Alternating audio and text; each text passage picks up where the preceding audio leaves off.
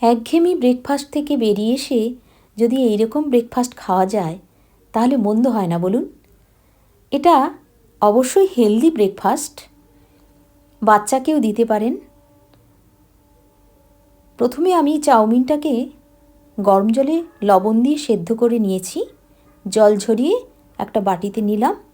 এবারে 2টো খেজুর আমি ছোট ছোট করে কেটে নিয়েছি, আর ড্রাই ফ্রুটসগুলো মিশিয়ে নিচ্ছি। আমার বাড়িতে যা যা ড্রাই ফ্রুটস ছিল তাই দিয়েছি।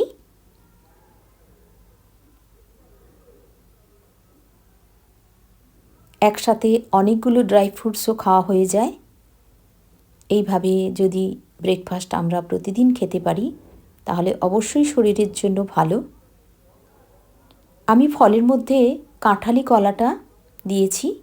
এখানে একটাই কাঁঠালি কলা আমি ছোট ছোট করে কেটে দিয়েছি।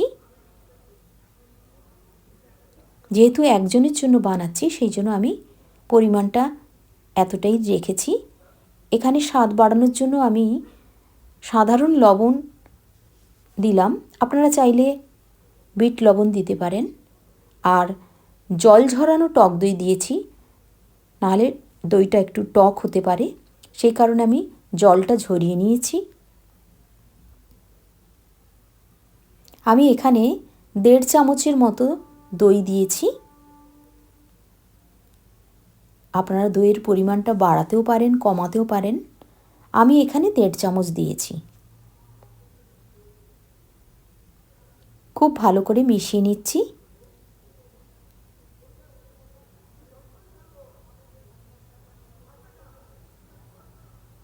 এবারে আরও একটু স্বাদ বাড়ানোর জন্য আমি এখানে গোলমরিচ গুঁড়ো দিয়ে দেবো।